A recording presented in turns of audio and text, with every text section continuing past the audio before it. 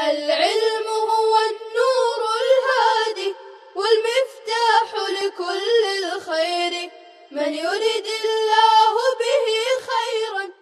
بسم الله الرحمن الرحيم.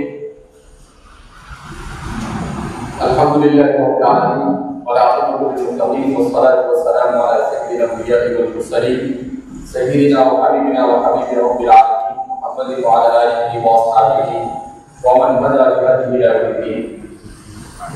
قال الله تبارك وتعالى في كتابه المجيد والقرآن الحميد: إن الدين عند الله الإسلام ومن يبتغي غير الإسلام دينا فلن يقبل منه وهو في الآخرة من الخاسرين. الحمدللہ، سب سے پہلے ہم اللہ رب العزت کا شکر ادا کریں کہ اللہ رب العزت نے ہمیں اسلام اور ایمان جیسی عظیم نعمت سے مالا مال کیا ہے، جو انسان کو ملنے والی نعمتوں میں سب سے بڑی نعمت ہے۔ ہمارے لیے ضروری ہے کہ ہم اسلام کی بنیادی معلومات سے واقف ہوں۔ عام طور پر یہ ہوتا ہے کہ تعلیم کی مشغولیت کی وجہ سے ہم ایک فرد اور ایک واحد تعلیم جو ہم پر ہے اسے فراموش کر دیتے ہیں، اس لیے کہ جب تک کہ دنیا میں مسلمانوں کی حکمرانی رہی، دین اور دنیا کی تعلیم کے درمیان کوئی فرق نہیں ہوتا، سب چیزیں مکس چلتی ہیں۔ مگر اس کے بعد جب ویسٹرن کلچر اس دنیا میں عام ہوا تو ویسٹرن کلچر کی دنیا میں عام ہونے کے بعد دنیا میں تعلیم دو حصوں میں منقسم ہو گئی، اس لیے کہ انہوں نے زندگی کے ہر شعبے میں دین کو اس شعبے سے الگ کر دیا، اور جب دین کو شعبے سے الگ کر دیا تو اب اس کا نام انہوں نے رکھ دیا سیکولر، جبکہ دنیا میں کوئی تعلیم سیکولر نہیں ہو سکتی۔ خود بہت بڑے بڑے امریکن سائنسداں، یوروپین سائنسداں اور برٹش کے بڑے بڑے سائنسداں، رشین بڑے بڑے سائنسدانوں نے اس بات کو تسلیم کیا ہے کہ یہ پاسبل نہیں ہے کہ ایجوکیشن یہ کسی نظریے سے، کسی ورلڈ ویو سے اور کسی تھیوری سے الگ ہو۔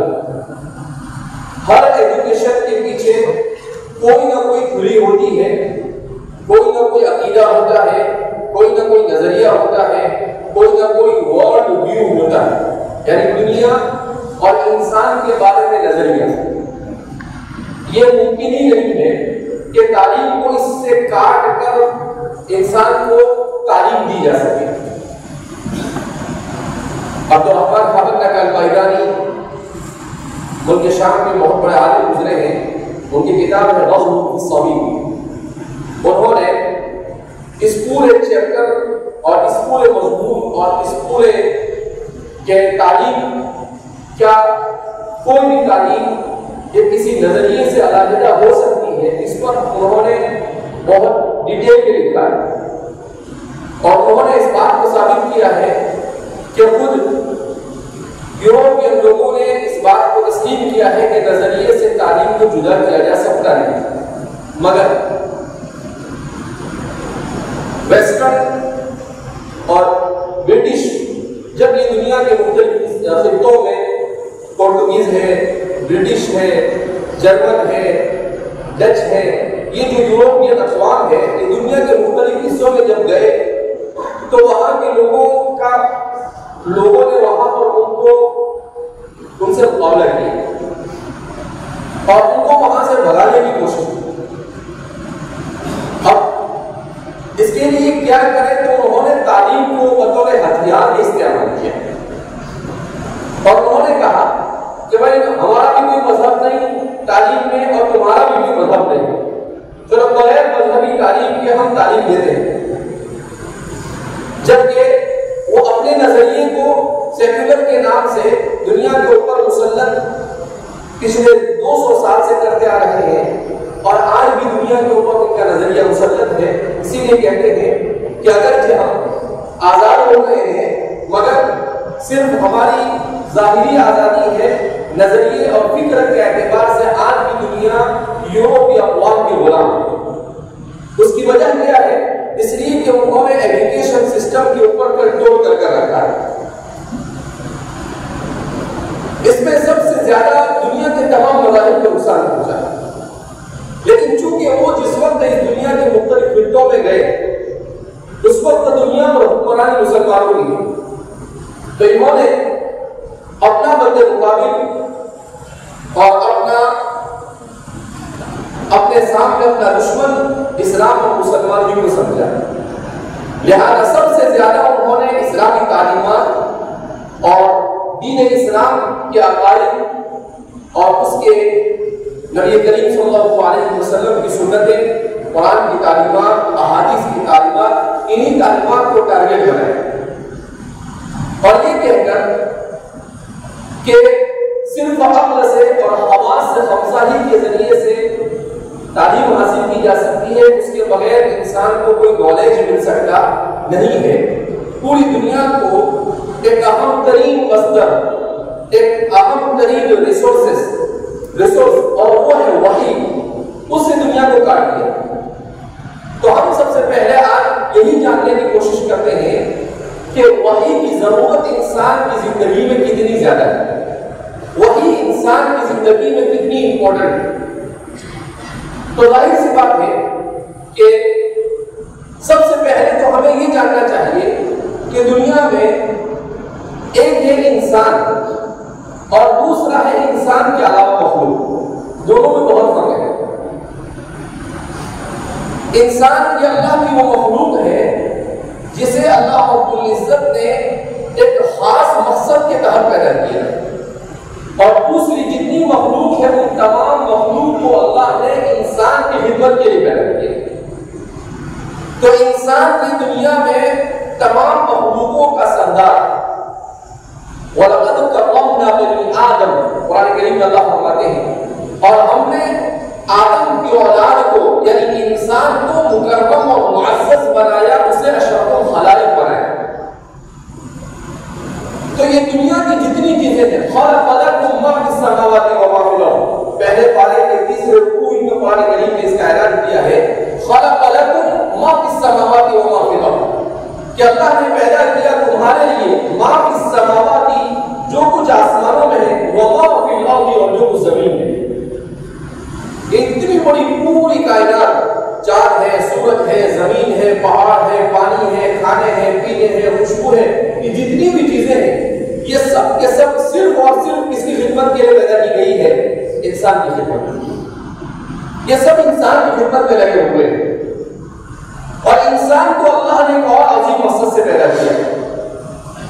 لہذا اس بنا پر ہم دیکھیں گے کہ انسان کے علم میں، انسان کے نالج میں اور انسان کے علاوہ جو دوسری مخلوق ہے اس کی نالج میں بہت فرق ہوتا ہے.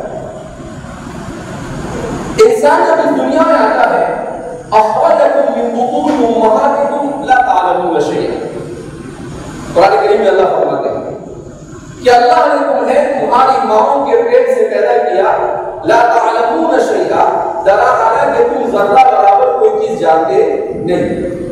تو انسان کوئی چیز نہیں جانتا جب پیدا ہوتا ہے، جبکہ اللہ کی دوسری جو مخلوق ہے وہ ایسی ہے کہ وہ پیدا ہونے کے بعد اپنا کام شروع کر دیتے ہیں. جیسے ہم دیکھتے ہیں چڑیا کا بچہ جیسے ہی وہ انڈے سے باہر آتا ہے تھوڑی دیر میں وہ چلنا بھی شروع کر دیتا ہے اور تھوڑے دو چار دن کے اندر وہ کھانا بھی شروع کر دیتا ہے، اس میں دیر نہیں لگتی. لیکن انسان کا جو بچہ ہوتا ہے اسے ہر چیز کرنی پڑتی ہے، سکھانی پڑتی ہے. سیکھے بغیر وہ کوئی چیز کر نہیں سکتا. اسے چلنا بھی پکڑ کے سکھانا پڑتا ہے، اسے کھانا بھی سکھانا پڑتا ہے، اسے بولنا بھی سکھانا پڑتا ہے. تو یہ اللہ رب العزت نے انسان کو خود بنایا ہی ایسا ہے کہ وہ پہلے ہی سے اس کی طبیعت میں علم اور اس کی فطرت اور اس کے نیچر میں علم کو رکھ دیا. اسی لیے ہم دیکھتے ہیں کہ دنیا ورلڈ میں آنے کے بعد انسان ہیومن بینگ کے لیے دو کام ضروری ہے. اس دنیا میں جب انسان آ گیا تو اب اس کے لیے دو چیزیں بہت ضروری ہو جاتی ہیں. وہ کیا ہے؟ کائنات یونیورس سے ٹھیک فائدہ اٹھانا. کیونکہ میں نے ابھی آپ کے سامنے آیت پڑھی وَلَكُم مَا فِي السَّمَاوَاتِ کہ اللہ فرماتے ہیں کہ تمہارے لیے ہم نے دنیا کو پیدا کیا. وَسَخَّرَ لَكُم مَا فِي السَّمَاوَاتِ وَمَا فِي الْأَرْضِ آسمان اور زمین میں جو کچھ ہے ان سب کو ہم نے تمہارے لیے مسخر کر دیا. تو ظاہر سی بات ہے انسان کے لیے ضروری ہے کہ وہ کائنات کے سلسلے میں معلوم کرے کہ کون سی چیز اس کے لیے کس چیز میں کام آ سکتی ہے. اور دوسرا کام، دنیا میں کوئی کام اللہ کی مرضی ہوئی کے خلاف نہ ہے. یہ امپورٹنٹ ہے کہ وہ جو بھی کام کرے گا اس کام کے لیے اسے یہ جاننے کی ضرورت ہے کہ میں جو یہ کام کرنے جا رہا ہوں اس کام میں اللہ کی مرضی کیا ہے، اللہ کا آرڈر اور حکم کیا ہے، اللہ اس بارے میں کیا کہتا ہے. اب آپ کہیں گے ہر چیز کے بارے میں کیسے پتا چلتا؟ تو ہر چیز کے بارے میں قرآن کریم اللہ فرماتے ہیں تبیانا لکل شیء.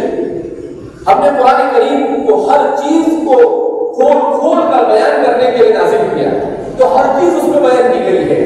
تو اس لیے ان دو چیزوں کے لیے انسان کو کس کی ضرورت ہوتی ہے؟ نالج اور علم کی ضرورت ہے. اس علم کے بغیر انسان نہ تو یہ جان سکتا ہے کہ کس چیز سے کیسے فائدہ اٹھانا، اور نہ یہ جان سکتا ہے کہ وہ اللہ کی مرضی تک کیسے پہنچے. تو اب ظاہر سی بات ہے کہ جو انسان کو علم اور نالج حاصل کرتا ہے تو وہ علم اور نالج کے بارے میں اب اسے جاننا ہوگا کہ علم کے ذریعے دو چیزیں معلوم کرنی انسان کے لیے نیسیسری ہے، یعنی ضروری ہے. نمبر ایک، کائنات کی حقیقت ریئلٹی اور چیزوں کے فوائد بینیفٹس. یہ کائنات کی حقیقت کیا ہے؟ جب دنیا میں انسان آنکھ کھولتا ہے، تھوڑا سا شعور آتا ہے، تو انسان کے ذہن میں سوال پیدا ہوتا ہے کہ میں کون ہوں، میں کیا ہوں، میں کہاں سے آیا، مجھے کس نے پیدا کیا، مجھے کیوں پیدا کیا، مجھے کیا کرنا ہے اور مجھے کہاں جانا ہے، اور اس دنیا کے بعد مجھے کیا، کہاں پر جا کر میرے ساتھ کیا ہونے والا ہے. یہ بڑے بڑے سوال. پھر جب وہ اپنے اوپر غور کرنے کے بعد جب اپنے باہر دیکھتا ہے کہتا ہے اتنی بڑی دنیا ہے، یہ دنیا کیا ہے، کس نے بنائی، کیوں بنائی، کب بنائی، کب تک چلے گی، اور اس دنیا کے بعد کیا ہونے والا ہے.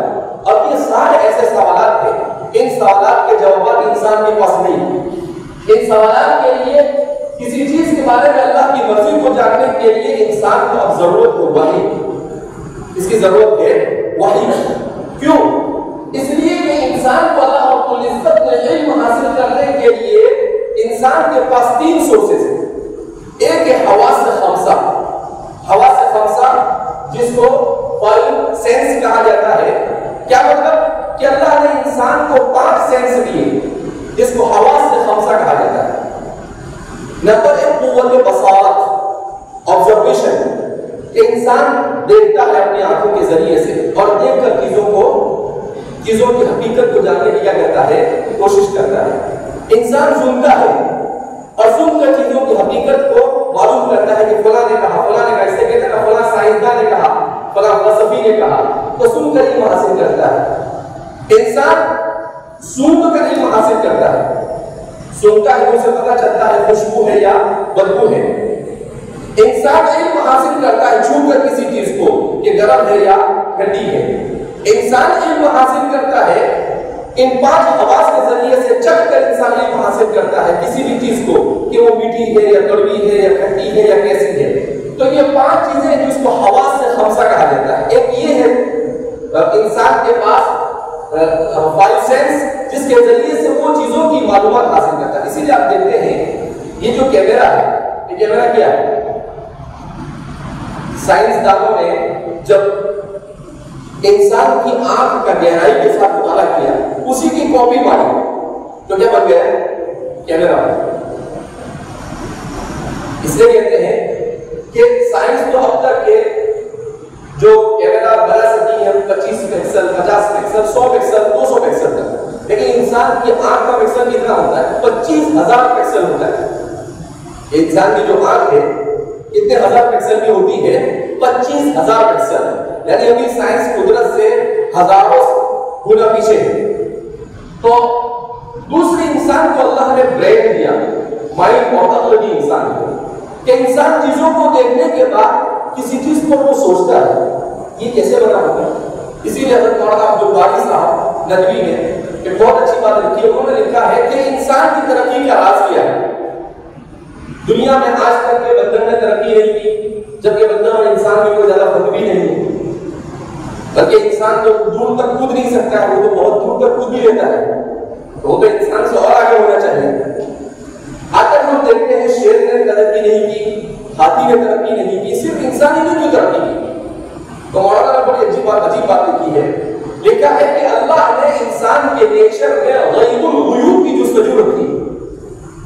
इंसान के नेचर में गैबुल गुयूब की जुस्तजू, क्या मतलब कि वो जब किसी भी चीज को देखता है तो ऐसा नहीं जैसे मूली है, उसने डाले तो लिया और खा लिया, खत्म होने का, अब अंदर जाने के बाद पेट का काम वो कैसे भी हजम करे। लेकिन इंसान ने जब डाला देखा तो कहा इसको खोल कर देखे क्या होता है इससे। जब उसे थोड़ा कुछ आटे जैसा नजर आया, कहा इसमें पानी डालकर देखे, मजा नहीं आया। पानी डाला, उसमें देखा कि और कुछ डालकर देखे, फिर उसमें तेल डाला, फिर उसको रोटी बनाकर खाया तो कहा कि हाँ अब टेस्ट आया। लेकिन दूसरी कोई मखलूक को आप नहीं देखेंगे कि वो ऐसे खाना बनाती है। क्यों? इसलिए कि इसके नेचर में गैबुल गुयूब की जुस्तजू, यानी हम चीज को तोड़कर उसके कितने अंदर जाए। इसलिए आप देखते हैं पहले कहा जाता है कि एटम सबसे छोटा, उसके बाद कहा कि ऐसे कहते हैं कि भाई एटम के अलावा कुछ है नहीं, लेकिन अब कहते हैं कि एटम के अलावा भी हमें बहुत सारी चीजें हैं और कितनी चीजों से मिलकर उसके बाद एटम बनता है। तो ये गैबुल गुयूब की जुस्तजू जो है वो इंसान को अक्ल की वजह से इंसान की फितरत में है। और तीसरी चीज जो इंसान के लिए सब मोस्ट इंपॉर्टेंट है वो है रेवलेशन यानी वही। क्या मतलब कि बहुत सारी चीजें ऐसी हैं जिसको इंसान न अक्ल से समझ सकता है, न इंसान अपने हवास से हमसा से समझ सकता है। उसको समझने के लिए जरूरत है वही की। अब हम जानने की कोशिश करते हैं कि वही क्या चीज है। तो हवास से हमसा के बारे में हमने तफसीलात मालूम की। अब जो मौजूदात यानी जो चीजें हमारी नजरों के सामने हैं उसका नॉलेज और इल्म तो हम हवा से हमसा से हासिल कर लेते हैं, यानी जो चीज हमको नजर आती है उसका जिसका सुन लेते हैं, जिसको चखना है उसको चख लेते हैं, उसका इल्म तो हमें हासिल हो जाता है। पानी, आग, हवा, किताब, आवाज, साउंड, खुशबू, बदबू, स्मेल, गरम, ठंडा वगैरह, ये सारी वो चीजें हैं जिसका इल्म हमें किससे हासिल होता है? हवा से हमसा से हासिल होता है। मगर इन सब की लिमिट और हद है। इन सब की क्या होती है? लिमिट और हद होती है। एक लिमिट के बाद इंसान, जैसे हम देखते हैं आंख से देखते हैं, बहुत दूर के बाद हमें ऐसा लगता है कि जैसे अब आसमान आ गया हो, जबकि आसमान नहीं होता है। वो हमारी इसका देखने ऑब्जर्वेशन का जो लिमिटेशन है वो क्या हो गया? खत्म हो गया। ऐसे ही सुनते हैं, जब कोई आवाज आती रहती है बहुत दूर हम उससे चले जाते हैं तो फिर वो आवाज हमें सुनाई देती नहीं है। इसीलिए हदीस पाक में आता है कि इंसान को जब कब्र में रख दिया जाता है और उससे जब फरिश्ते सवाल करते हैं, उन पर नकीर आकर के सवाल करते हैं उससे, तो इंसान के अलावा अल्लाह की जितनी मखलूक है वो सब सुन के इंसान नहीं सुनता है। तो इस पर साइंस ने रिसर्च किया, तो साइंस ने कहा कि इंसान की सुनने की कैपेसिटी दूसरे जानवरों की सुनने की कैपेसिटी के मुकाबले में कम है। यानी वो इंसान से ज्यादा बारीक चीजों को सुन सकते हैं मगर इंसान उसको सुन सकता नहीं। हुजूर ने फरमाया कि अगर इंसान उन चीजों को सुनने लग जाए तो इंसान इस दुनिया की सारी लज्जतों को छोड़कर सिर्फ अपनी आखिरत की तैयारी में क्या हो जाए? लग जाए। इसलिए अल्लाह रब्बुल इज्जत ने इंसान के ऊपर से उस चीज को क्या रखा है? वफी रखा है। तो अब दीवार का ही देखकर हासिल होता है। अब अगर कोई आदमी आंख बंद कर देवे और आंख बंद कर वो दीवार के बारे में मालूम करना चाहे तो मालूम कर सकता है? नहीं मालूम कर सकता है। उसका ताल्लुक देखने से है। दीवार को किसी इंसान ने बनाया है, इसका इल्म इंसान को अक्ल से हासिल होगा, उसको छुएगा, देखेगा कैसी बनी है कैसी नहीं बनी है, और फिर उसके बाद कहेगा कि ये इतनी मुनज़्ज़म बनी हुई, इसका मतलब ये है कि किसी बनाने वाले ने इसको बनाया है। और फिर उसके बाद दीवार को किस तरह इस्तेमाल करना, तो इसके लिए उसे अल्लाह की मर्जी को जानना है कि इस दीवार के साए में रहकर अल्लाह की इबादत करना, इस दीवार के साए में रहकर अल्लाह की नियामतों को अल्लाह की मर्जी के मुताबिक इस्तेमाल करना, इस दीवार के साए में रहकर अल्लाह की नाफरमानी न करना। तो इसलिए बयान करते हैं कि अब ये जो अल्लाह की मर्जी है हर चीज के बारे में, उसके लिए इंसान को इसकी जरूरत है, वही की जरूरत है कि वही के बगैर اور ریولیوشن کے بغیر وہ اللہ کی مرضی کو جان نہیں سکتا ہے. ریولیوشن کے بغیر، وحی کے بغیر انسان اپنی حقیقت بھی نہیں جان سکتا ہے. انسان نے اپنی عقل سے حقیقت جاننے کی کوشش کی تو اپنی اصل بندر بنا لی.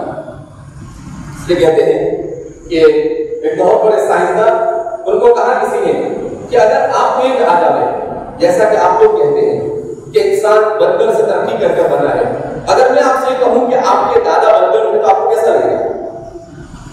تو اس نے کیا جواب دیا؟ کہا اس میں کیا ہے، حقیقت کے معنی میں کوئی حرج نہیں.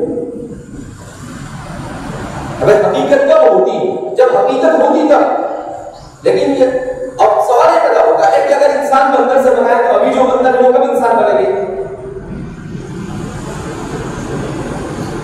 ایک سوال پیدا ہوتا ہے کہ ابھی بھی تو بہت سارے بندر ہیں جیسے وہاں قسم کے. اب انسان کون سے بندر سے بنا، کب بنا، کیسے بنا، کس نے دیکھا اس کو، اس کا ان کے پاس کوئی پروف نہیں. لیکن کہتے ہیں کہ تھیوری آف ڈارون کو دنیا کے 80% سائنسدان ریجیکٹ کرتے ہیں، نہیں مانتے، مگر صرف اس کو اس لیے استعمال کیا جا رہا ہے کہ وحی کے مقابلے میں ان کے پاس اس کے علاوہ اور کوئی چیز نہیں. قرآن اور حدیث نے جن چیزوں کو بیان کیا ہے اس کا مقابلہ کرنے کے ان کے پاس اس کے علاوہ کچھ نہیں. تو انہوں نے زبردستی اس نظریے کو کیا کیا ہے، مان لیا ہے. تو اب یہ انسان کون ہے؟ قرآن نے اس کو بیان کیا، وَإِذْ قَالَ رَبُّكَ لِلْمَلَائِكَةِ إِنِّي جَاعِلٌ فِي الْأَرْضِ خَلِيفَةً. اور وہ تو قابل ذکر ہے جب آپ کے پروردگار نے ملائکہ سے کہا کہ میں زمین میں اپنا نائب بنانے والا ہوں. اور وَتَجْعَلُ فِيهَا مَن يُفْسِدُ فِيهَا. اور قرآن نے پہلے ہی پارے میں پورا چوتھا رکوع انسان کی تخلیق کا، کہ انسان کو کب پیدا کیا، کس طرح پیدا کیا، پیدا کرنے کے بعد اس کو کون سی نعمت عطا کی گئی اور کس طرح سے وہ دنیا میں آیا، یہ پوری ہسٹری قرآن کریم نے اس کو بیان کر دیا ہے چوتھے رکوع میں پہلے پارے میں. ظاہر سی بات ہے وہ صحیح ہوگی کہ انسان اپنے دماغ سے سوچ رہا ہے وہ صحیح ہوگا. خالق جو بنانے والا ہے، ایک آدمی ہے کرسی بنائے، اب کرسی کی فیکٹری والا صحیح بتائے گا کہ اس کرسی کو اس نے کیسے بنایا ہے، یا کوئی دوسرا اگر بتائے گا کہ اس نے کیسے بنایا ہے، وہی بتائے گا جس نے اس کو بنایا ہے. لہذا اس بنا پر انسان کی زندگی میں وحی بہت امپورٹنٹ ہے. اس کو کائنات کے بارے میں بھی بتاتی ہے، اس کو انسان کے بارے میں بھی بتاتی ہے. اور اسی لیے اب ہم اخیر میں اسی بات کو جانتے ہیں کہ وحی اعلیٰ ترین علم ہے. وحی جو ہے ریویلیشن دی ہائیسٹ نالج. انسان کو جتنے بھی علم ہے وہ علموں میں، اسی لیے قرآن کریم نے جیسے قرآن شروع کا ذالک الکتاب لا ریب فیہ، یہ کتاب ہے جس میں شک کی کوئی گنجائش نہیں کہ اس میں جتنی چیزیں بیان کی گئی وہ سب بالکل حقیقت ہے. کیوں؟ اس لیے کہ بیان کرنے والا کون ہے؟ اللہ، جس نے کائنات کو اور کائنات کے ذرے ذرے کو پیدا کیا. تو وحی کی تعریف ڈیفینیشن آف ریویلیشن کیا ہے؟ انبیاء کرام یعنی پروفیٹ پر ہونے والے اللہ کا کلام، جو اللہ کا کلام اور میسج نازل ہوتا ہے اسے وحی کہا جاتا ہے. اللہ رب العزت کے نے نبی کریم صلی اللہ علیہ وسلم پر 23 سال کے عرصے میں جو قرآن کریم کو نازل کیا، یہ کیا ہے؟ وحی ہے. تو اس لیے آج کا ہمارا پہلا لیسن یہی تھا کہ وحی کی انسان کی زندگی میں ضرورت کیا. اب ہم اسی وحی کی روشنی میں پورے دین کو سمجھنے کی کریں گے، کوشش کریں گے. اللہ رب العزت ہمیں صحیح معنی میں اسلام کی تعلیمات کو سمجھنے کی اور اس پر عمل کرنے کی توفیق پر عمل فرمائے. السلام عليكم. لا تنسوا الاعجاب بالفيديو والاشتراك في القناة تشجيعا لنا لنستمر بنشر المزيد إن شاء الله.